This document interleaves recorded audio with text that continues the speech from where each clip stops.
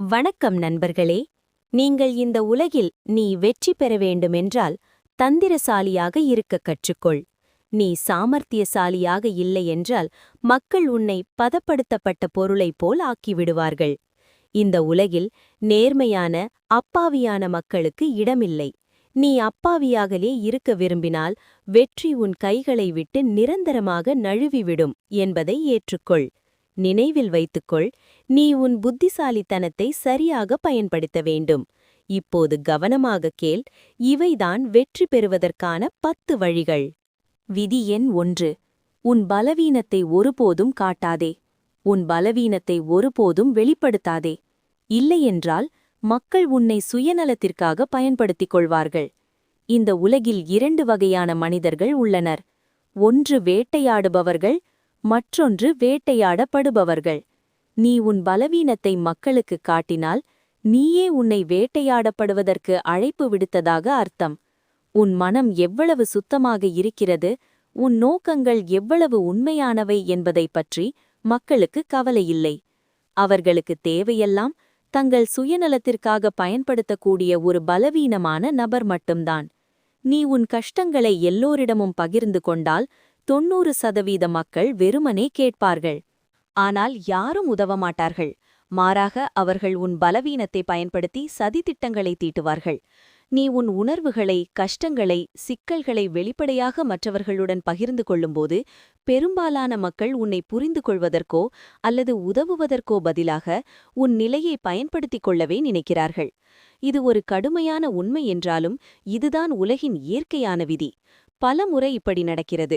நீ உன் பெரிய பிரச்சனையை உன் நண்பர்களுடனோ, உறவினர்களுடனோ அல்லது சக ஊழியர்களுடனோ பகிர்ந்து கொள்கிறாய். அவர்கள் உனக்கு உதவுவார்கள் என்று நீ நினைக்கிறாய். ஆனால் அதற்கு பதிலாக அவர்கள் உன் கஷ்டத்தை பார்த்து கேலி செய்கிறார்கள் அல்லது உன் நிலையை பயன்படுத்தத் தொடங்குகிறார்கள். விதி எண் 2. உன்னை நீயே மதித்துக்கொள். இல்லையென்றால் உலகம் உன்னை தூக்கி எறிந்துவிடும். உன்னை நீயே மதிக்கவில்லை என்றால் இந்த உலகம் உன்னை பயனற்ற ஒரு பொருளாக கருதும். அதை எப்போது வேண்டுமானாலும் பயன்படுத்தலாம். பென்னர் தூக்கி எறியலாம். தங்களை மதிக்கத் தெரிந்தவர்களுக்கு மட்டுமே இந்த உலகம் முக்கியத்துவம் கொடுக்கிறது. நீ உன் மதிப்பை குறைத்துக் கொண்டால் உலகம் உன்னை குப்பையைப் போல் ஒதுக்கிவிடும். சுயமரியாதையின் முதல் நிபந்தனை என்னவென்றால் நீ அதற்கு தகுதியான மரியாதையை உனக்கு கொடுக்க வேண்டும்.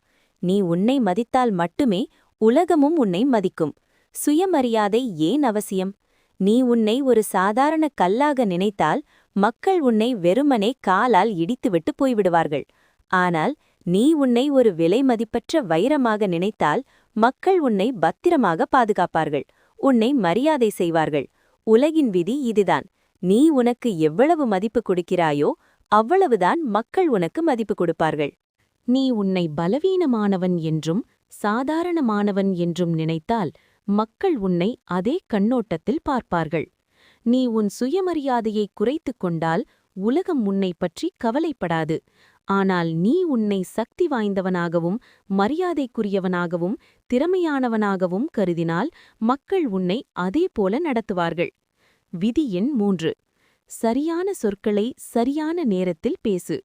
வார்த்தைகள் நம்முடைய பலம். அவற்றை பயன்படுத்துவது ஒரு கலை.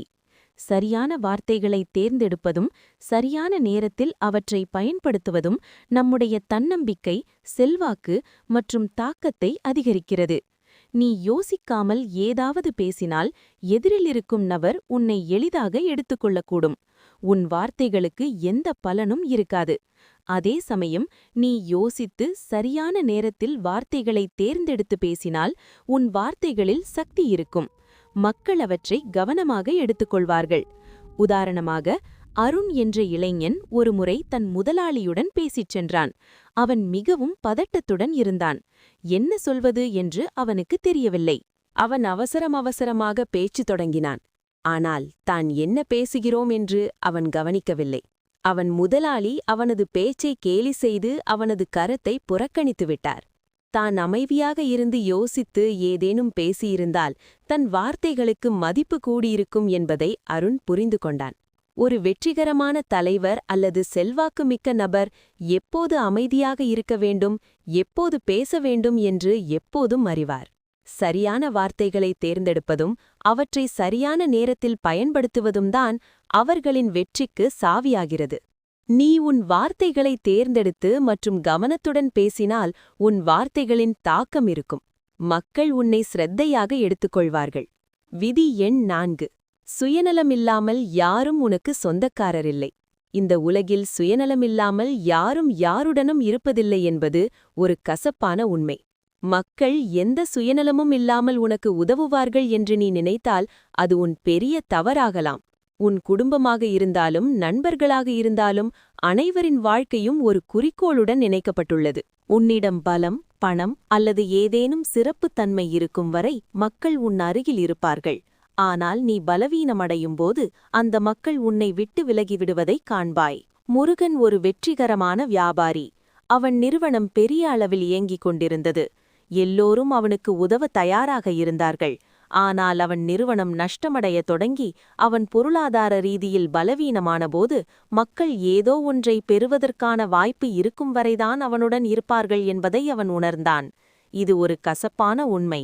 ஆனால் இதுதான் வாழ்க்கையின் நிஜம். எனவே சுயநலம் இல்லாமல் யாரும் யாருக்கும் உறவினரில்லை என்பதை நாம் புரிந்து கொள்ள வேண்டும். தங்களுக்கு ஏதேனும் பயன் கிடைக்கும் வரைதான் மக்கள் நம்முடன் இருப்பார்கள். ஆகையால் நாம் நம்மை நம்பியே இருக்க வேண்டும். நம்முடைய பலத்தை அதிகரிக்க வேண்டும். இதன் மூலம் நாம் மற்றவர்களை சார்ந்திருக்காமல் நம்மை வலுப்படுத்திக் கொள்ள முடியும். விதி எண் 5. எதிர்மறை கேள்விகளை சாமர்த்தியமாக சமாளி. கோபத்தில் உணர்ச்சிவசப்படாதே. வாழ்க்கையில் அனைவரும் உன்னை மகிழ்ச்சியாக இருக்கவும் முன்னேறவும் விடமாட்டார்கள். எதிர்மறை கேள்விகளும் கிண்டல்களும் அடிக்கடி நம்மை பாதிக்கும். ஆனால் நாம் அவற்றுக்கு கோபத்தில் வந்து பதிலளிக்கக்கூடாது. யாராவது நம்மை தொந்தரவு செய்தாலோ அல்லது நம்மை தாழ்த்தி காட்டுவதற்காக கேள்விகள் கேட்டாலோ நாம் கோபத்துடன் எதிர்வினையாற்றக்கூடாது. கோகுல் ஒரு வெற்றிகரமான வியாபாரி. ஆனால் அவனது சக ஊழியர்கள் அடிக்கடி அவனை கேலி செய்வார்கள். அவனை குறைத்து மதிப்பிட முயற்சி செய்வார்கள். ஒருநாள் அவனது சக ஊழியர் ஒருவர் அவனை கிண்டல் செய்து, "நீ செய்தது ஒன்றும் சிறப்பானது இல்லை. உன் வெற்றி வெறும் விதியின் விளையாட்டுதான்" என்று சொன்னான். கோகுல் கோபப்பட்டு அவரை தாக்கி பேசியிருந்தால் அவன் தன்னையே சிறியவனாக நிரூபித்திருப்பான். ஆனால் அவன் தன்னை கட்டுப்படுத்தி சிரித்தபடி, "ஒவ்வொருவரின் பாதையும் வெவ்வேறு என்பதை நான் ஏற்றுக்கொள்கிறேன்" என்று கூறினான். "ஆனால் நான் தேர்ந்தெடுத்த பாதை என்னை இங்கே கொண்டு வந்து சேர்த்திருக்கிறது" என்று பதிலளித்தான். கோகுலின் இந்த பதில் அவனை அமைதியாக வைத்திருப்பது மட்டுமல்லாமல் அந்த குறை கூறிய சக ஊழியருக்கு கோபத்தில் பேசுவதால் எந்த பயனும் இல்லை என்பதையும் உணர்த்தியது. இப்படி எதிர்மறை கேள்விகளுக்கு சிரித்தபடியும் அறிவு கூர்மையுடனும் பதிலளிப்பது நம்மை வலுவானவராகவும் செல்வாக்கு மிக்கவராகவும் ஆக்குகிறது. இது நமக்கு எந்த ஒரு எதிர்மறையான விமர்சனத்தை எதிர்கொள்ள நேரிட்டாலும் கோபத்தில் பதிலளிப்பதற்கு பதிலாக அதை சாமர்த்தியமாக சமாளிக்க வேண்டும் என்பதை நிரூபிக்கிறது. இது நம்முடைய மன வலிமையையும் அதிகரிக்கிறது. அந்த குறிப்பிட்ட நபர் மீண்டும் நம்மை தொந்தரவு செய்ய முயற்சிப்பதில்லை. விதி எண் 6. பொறுமையாக இரு, இல்லையென்றால் அழிவு நிச்சயம். பொறுமை என்பது எந்த ஒரு வெற்றிக்கும் அஸ்திவாரமாக இருக்கும் ஒரு குணம். நாம் பொறுமையாக இல்லை என்றால் நாம் அவசரத்தின் வலையில் நம்மை சிக்க வைத்துக் கொள்ளலாம். அது நமக்கு நஷ்டத்தை ஏற்படுத்தும். சரியான நேரத்திற்காக காத்திருக்கும் எந்த ஒரு முடிவையும் அவசரமாக எடுக்காதவர்கள்தான் வெற்றியின் உச்சத்தை தொட்டவர்கள் என்பது வாழ்க்கையின் மிகப்பெரிய உண்மை. சில சமயங்களில் நாம் நம்முடைய இலக்கை அடைவதற்காக மிகவும் அவசரம் காட்டுகிறோம். அதனால் நம்முடைய முடிவுகளின் தீவிரத்தன்மையை சரியாக மதிப்பிட முடிவதில்லை. இதனாலதான் பாதையிலேயே தோல்வியை ஒப்புக்கொள்கிறார்கள். ஏனென்றால் அவர்கள் பொறுமையுடன் செயல்படவில்லை. உதாரணமாக, ஒரு வியாபாரி மிக விரைவாக பணம் சம்பாதிக்க வேண்டும் என்ற ஆசையில் ஒரு தவறான முதலீட்டை செய்கிறார். அவர் தன் பணத்தை இழப்பதுடன் அவர் நிறுவனம் முழுவதும் நஷ்டமடைகிறது. மறுபுறம் பொறுமையாக இருந்து சரியான நேரத்திற்காக காத்திருந்து தன் நிறுவனத்தை மெதுவாகவும் வலுவாகவும் கட்டமைத்த மற்றொரு வியாபாரி வெற்றியில் உயர்வை அடைகிறார். எனவே நாம் பொறுமையாக இருக்க வேண்டும். ஏனென்றால் சரியான நேரத்தில் செய்யப்படும் வேலைதான் நமக்கு உண்மையான வெற்றியை தருகிறது. நீ பொறுமையாக இருக்கும்போது நீ உன்னையும் உன் முடிவுகளையும் காலத்தின் சோதனையில் பரிசோதிக்க முடியும். அப்போதுதான் நீ உண்மையான வெற்றியை பெற முடியும். விதி எண் 7. யோசித்து பேசு, இல்லையென்றால் மக்கள் உன்னை பலவீனமானவன் என்று நினைப்பார்கள். நம்முடைய வார்த்தைகள் நம் ஆளுமையின் கண்ணாடி போன்றவை. நாம் என்ன பேசுகிறோமோ அது எதிரில் இருப்பவர் மீது ஆழமான தாக்கத்தை ஏற்படுத்துகிறது. நாம் யோசிக்காமல் பேசினால் நம்முடைய தன்னம்பிக்கை குறைகிறது. மக்கள் நம்மை பலவீனமானவர்கள் என்று நினைக்கத் தொடங்குகிறார்கள். நாம் எல்லா நேரத்திலும் பேசிக்கொண்டே இருக்க வேண்டியதில்லை. ஆனால் நாம் பேசும்பொழுது நம்முடைய வார்த்தைகளை அளந்து பேச வேண்டும். ஒருமுறை ஒரு தலைவர் தன் ஆதரவாளர்கள் மத்தியில் ஒரு கூட்டத்தில் இருந்தார். அவர் மிகவும் தன்னம்பிக்கை கொண்டவராக இருந்தார்.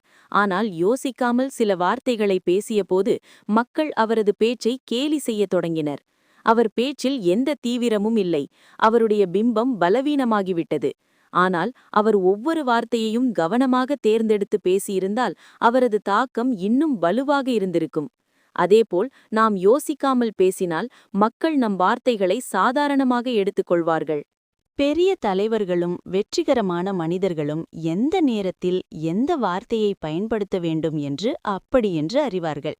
அவர்கள் எப்போதும் தங்கள் வார்த்தைகளை மதிப்புள்ளதாக ஆக்குகிறார்கள். அதனால் எதிரில் இருப்பவர் அவர்களை சிரத்தையாக எடுத்துக்கொள்வார். யோசித்து பேசுவது என்றால் நாம் அமைதியாக இருக்க வேண்டும் என்று அர்த்தமல்ல. மாறாக நம்முடைய வார்த்தைகளை துல்லியமாகவும் தன்னம்பிக்கையுடனும் பேச வேண்டும் என்று அர்த்தம். இதுதான் நம்மை ஒரு செல்வாக்குமிக்க நபராக ஆக்குகிறது. உன் பேச்சின் மீது உனக்கு கட்டுப்பாடு இல்லை என்றால் அது உனக்கு மிகப்பெரிய எதிரியாக மாறலாம். ஆனால் நீ அதை கட்டுப்படுத்த முடிந்தால் இந்த நாக்குதான் உனக்கு மிகப்பெரிய பலமாக மாறும். இது உனக்கு ஒவ்வொரு சிரமத்திலும் வெற்றியை பெற்றுத்தரும். விதி எண் 8. கண்களை பார்த்து பேசு, இல்லையென்றால் மக்கள் உன்னை பலவீனமானவன் என்று நினைப்பார்கள். தன்னம்பிக்கையின் மிகப்பெரிய அடையாளம் நம்முடைய உடல் மொழிதான். அதில் கண்களுக்கு பெரிய பங்கு உள்ளது. நாம் ஒருவரிடம் பேசும்போது அவருடைய கண்களை பார்த்து பேசினால் நாம் தன்னம்பிக்கை கொண்டவர்கள் என்ற செய்தி எதிரில் இருப்பவருக்கு செல்கிறது. கண்களை பார்த்து பேசுவது நாம் பொய் சொல்லவில்லை என்பதற்கான அடையாளம். நாம் நம்முடைய வார்த்தைகளில் உண்மையாகவும் நேர்மையாகவும் இருக்கிறோம். நாம் யாருக்கும் பயப்படவில்லை. இந்த சாதாரணமான விஷயம் நமக்கு மன வலிமையையும் தன்னம்பிக்கையையும் உணரச் செய்கிறது. கண்களை பார்த்து பேசுவது பேச்சுக்கு மட்டும் தாக்கத்தை ஏற்படுத்துவதில்லை. இது நம் உள்ளே இருக்கும் தன்னம்பிக்கையையும் வலுப்படுத்துகிறது. நாம் நம்முடைய யோசனைகளுடனும் உணர்ச்சிகளுடனும் முற்றிலும் உண்மையாகவும் நேர்மையாகவும் இருக்கிறோம் என்பதை காட்டுகிறது. நீ எதிரில் இருப்பவரின் முகத்தை பார்க்கும்போது இது உன்னை அதிகாரமுள்ளவராகவும் திறமையானவராகவும் உணர வைக்க உதவுகிறது. விதி எண் 9. பொறுப்பற்ற மற்றும் குறிக்கோளில்லாத மக்களிடமிருந்து விலகியிரு. நாம் யாருடன் நேரத்தை செலவிடுகிறோமோ அதைப் பொறுத்துதான் நம்முடைய வாழ்க்கை அமையும். வாழ்க்கையில் எந்த திசையும் இல்லாத, எப்போதும் குறை சொல்லிக் கொண்டே இருக்கும், தங்கள் இலக்கில் கவனம் செலுத்தாத மக்களுடன் நாம் இருந்தால் மெதுவாக நாம் அவர்களாகவே மாறக்கூடும். அப்படிப்பட்ட மக்களை சுற்றியிருப்பது யாருக்கும் பயன் தராது. அவர்களின் எதிர்மறை தாக்கம் நம்முடைய சிந்தனையையும் வேலை செய்யும் விதத்தையும் பாதிக்கும். நாமும் அவர்களைப் போல் செயலற்றவர்களாக ஆகலாம். விதி எண் 10. உன் சிந்தனையை எப்போதும் பெரிதாக வைத்துக்கொள். ஏனென்றால் சிறு சிந்தனை கொண்டவர்கள் ஒருபோதும் முன்னேறுவதில்லை. நாம் சிந்திக்கும் விதம்தான் நம்முடைய எதிர்காலத்தை கணிக்கும். நாம் சிறு சிந்தனைகளுடனும் சிறு இலக்குகளுடனும் திருப்தி அடைந்தால் நாம் ஒருபோதும் பெரிய கனவுகளை காண முடியாது. பெரியதாக சிந்திப்பது நம்முடைய தன்னம்பிக்கையையும் அதிகரிக்கிறது. நாம் புதிய உயரங்களை தொட தயாராகிறோம். பெரிய சிந்தனைகளுடன் நாம் பெரிய திட்டங்களையும் இலக்குகளையும் நிர்ணயிக்கிறோம். இந்த இலக்குகள் நம்மை தொடர்ந்து ஊக்கப்படுத்திக் கொண்டே இருக்கும். ஒரு உதாரணத்தை கவனியுங்கள். சிவா என்ற சிறுவன் ஒரு சிறிய கிராமத்தில் இருக்கிறான் என்று கற்பனை செய்யுங்கள். அவன் எப்போதும் சிறிய சிந்தனைகளுடன் வாழ்ந்தான். அதாவது நல்ல மதிப்பெண் பெறுவது அல்லது ஒரு சிறிய வேலையை பெறுவது போன்றது. ஆனால் ஒரு நாள் அவன் ஒரு வெற்றிகரமான வியாபாரியை சந்தித்தான். அவர் வாழ்க்கையில் வெற்றி பெற தன் சிந்தனைகளை பெரிதாக வைத்ததாக அவனிடம் கூறினார். சிவா அவரது பேச்சில் கவனத்தை செலுத்தி தன் இலக்குகளை பெரிதாக்கினான். அவன் இப்போது ஒரு வியாபாரத்தை தொடங்க வேண்டுமென்று கனவு காண்பது மட்டுமல்லாமல் அந்த கனவை நிறைவேற்றுவதற்கான நடவடிக்கைகளையும் எடுக்கிறான். சிவாவின் சிந்தனை இப்போது பெரிதாகிவிட்டது. அவன் தன் வாழ்க்கையை முழுவதுமாக மாற்றிவிட்டான். இதிலிருந்து சிறு இலக்குகளுடன் திருப்தியடையும் மக்கள் ஒருபோதும் பெரிய எதையும் சாதிக்க முடியாது என்பது நிரூபணமாகிறது. ஆனால் தங்கள் சிந்தனைகளை பெரிதாக வைத்து உயர்ந்த கனவுகளை காண்பவர்கள் எப்போதும் புதிய வாய்ப்புகளை தேடுகிறார்கள். வாழ்க்கையில் பெரிய வெற்றியை பெறுகிறார்கள்.